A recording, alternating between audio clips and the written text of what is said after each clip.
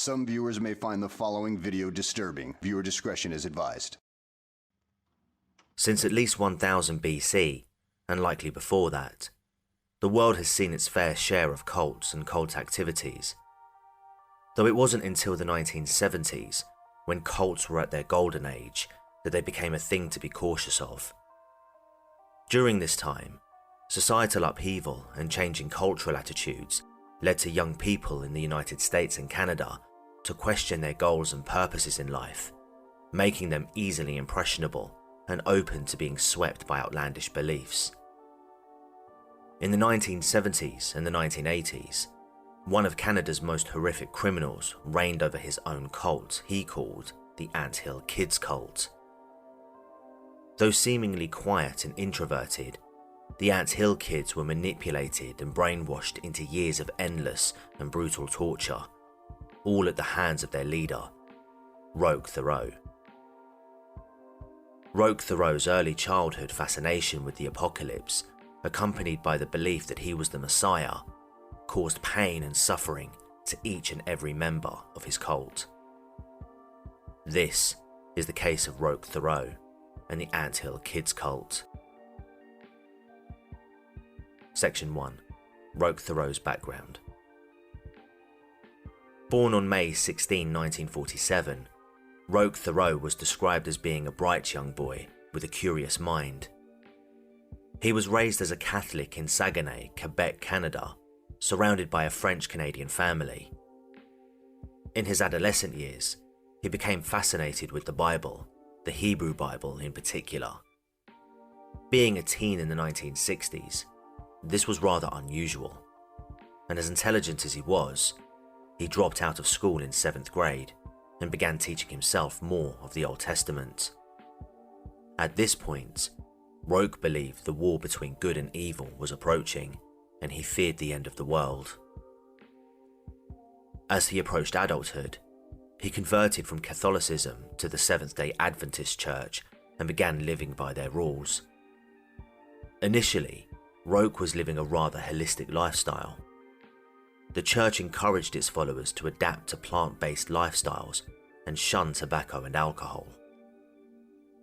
However, by the mid-1960s, Roch's beliefs took a turn. He convinced himself he was a savior, and only he had the ability to save people from the war between good and evil.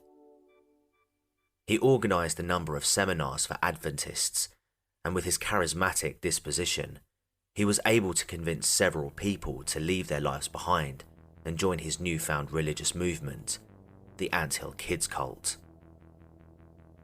Section 2. Formation of the Anthill Kids and the abuse. The group all moved to Ste. Marie, Quebec in 1967. Correction 1977. Roch's goals for the cult weren't evil to begin with. Members were encouraged to think freely and listen to his teachings about living as equals. The group even offered food and medical care to those underprivileged in the community. However, there were many red flags. Roch would end up banning his followers from contacting their families and all of the Seventh-day Adventist Church. He even began demanding that they all wear identical tunics to represent equality and their devotion to him. In the following months, Roch became obsessed with doomsday prepping. He claimed that God warned him that the world was set to end in February of 1979, and that he needed to prepare the commune. In 1978, Roch moved the group on foot to what he called the Eternal Mountain, a mountainside in St. Jacques. This is where the members were forced to build their own compound from scratch, while Roch aided no help. This led to him naming the cult Anthill Kids, because the members scurried like ants to build their home, while their leader supervised. February of 1979 came and went with no apocalypse occurring, which caused the commune to question Roch's wisdom. But with his charm, he convinced them God's time zone isn't parallel to Earth's, and that he miscalculated. In order to expand his cult, Roch married and impregnated each of the 9 women, fathering over 20 children. The now nearly 40 members relocated from Quebec to Burnt River, Ontario in 1984, and they made their living by selling baked goods in the local market. It was at this time that the abuse began to escalate. Instead of the motivational leader they'd once known, the commune was now under the spell of an angered man with a drinking problem. His rules became stricter, and Roch increasingly became a totalitarian figure over their lives. Couples weren't allowed to have sex with one another without his approval. It even got to the point where members couldn't speak to each other without Roch present. His constant drinking and paranoia made him fear they'd plot ways to leave the cult, and when they made even the slightest notion towards that, he'd severely punish them by beating them with a hammer or belt. Soon though, punishment worsened. Roch would suspend them from the ceiling and pluck each of their body hairs. He'd even defecate on them, using torture as a form of submission. Members, of course, began questioning their living situation, wondering if this man was the Messiah he claimed to be. However, he continued to use his charms to excuse his erratic behaviour and manipulate them by convincing them he was their only chance of survival when the apocalypse came. They began referring to him as Moses or Pappy. As his brainwashing tactics grew, he insisted his followers break their own legs with sledgehammers, sit on lit stoves, and cut off the tips of each other's toes, just to prove their loyalty to him. And each one did. Not only this, but he'd forced them to eat their own and each other's feces, rats, and insects. Even his own children weren't safe from the torture. Quick pause here. This is your final warning. Click on section 3 to skip hearing the horrifying and gory details. He'd physically and sexually abused them, nailed some to trees so the other children could throw stones at them, and even held them over fires. Though it seems it can't get much worse than that, when Roch became enraged with the members, he played the role of a surgeon. He'd lay his patients, well, his victims, on a table, fully conscious, while the other members held them down. Then he'd cut open their stomachs and torture them with whatever he had available: pliers, a blowtorch, and even use syringes to inject them with ethanol solution to demonstrate his healing powers. Many followers lost fingers, toes, and teeth when he'd perform his so-called surgeries. However, even more terrifying, many young boys suffered from botched circumcisions and even castrations at the hand of Roch Thériault. Social workers were aware of the horrific abuse rumours flooding through town, and in 1987, several police officers, a social services representative, and a nurse rode four-wheelers to investigate the compound in the woods. Police reported that when they arrived, the members scattered and only Roch emerged. The cult leader was described as cautiously polite. The nurse checked over each child and determined there wasn't any immediate danger surrounding them, even though they had their suspicions.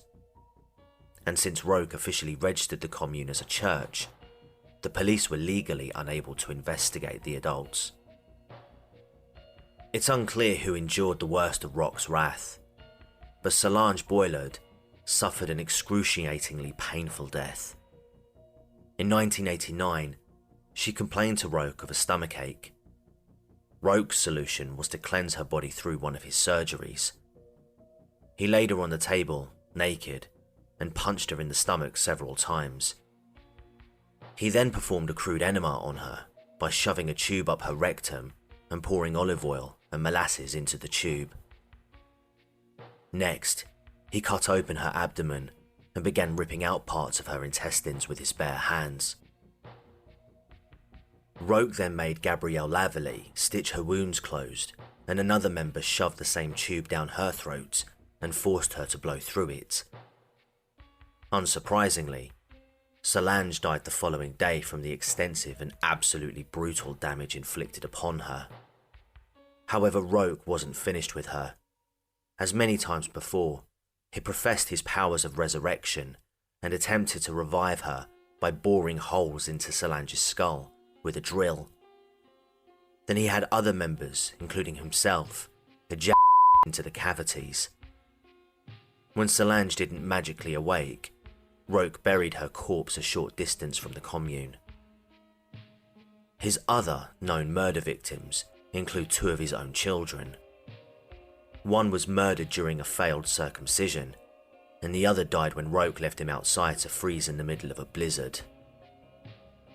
The same year that Solange died, Roch became enraged when one of the members, Gabrielle Laverly, failed to earn enough money for the compound by selling baked goods door to door.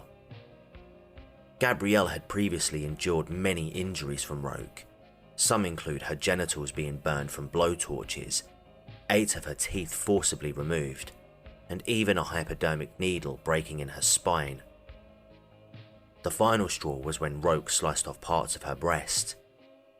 After this, she attempted to escape, and she succeeded. However, she returned after she felt she couldn't survive without the help of the cult. Back under Roch's spell, Gabrielle's return meant much more torture. He ended up amputating her arm after he had finished abusing her. Thankfully, after this incident, Gabrielle alerted authorities of the horror back at the compound in the wilderness. Section 3. Roch's capture. In 1989, Roch Thériault was effectively dissolving the Ants Hill Kids cult. He was found guilty of assault for the amputation of Gabrielle Laverly's arm and was sentenced to 12 years in prison. Most of the cult members abandoned Roch after this, however many still visited him. He even fathered another 4 children. After reporting more horrific details of the cult, Gabrielle was able to further the investigation into Roch. In 1993, he pleaded guilty to second-degree murder for the death of Solange Boilard and was finally sentenced to life imprisonment. He served his time in the Dorchester medium security prison and in 2002 was rejected for parole and considered to be too high a risk to re-offend. In 2011, Roch must have had altercations with the other inmates, including a man serving life as well, Matthew Gerard MacDonald. On February 26, security guards found Roch dead in his cell. He was stabbed in the neck by a homemade weapon made in the prison. Matthew admitted he was the one to murder Roch and even directed them to his body, saying, "I've sliced him up." It's easy to assume one would never condone such abusive behaviour from a drunk sadist. However, cults weren't something to be cautious of during the 70s and 80s, which is why a great number of them succeeded with their manipulation. The followers of the Ants Hill Kids obviously suffered and were victims, but they stayed just because their beliefs matched up with Roch's. A charismatic, believable leader with a convincing message is sometimes all it takes to gain a following. Roch Thériault believed he was a prophet sent from God to protect his followers from the impending doom in the world. However, it's difficult to understand if Roch truly believed his torture sprees were necessary for their benefit, or if he solely used it as an excuse to satisfy his evil urges.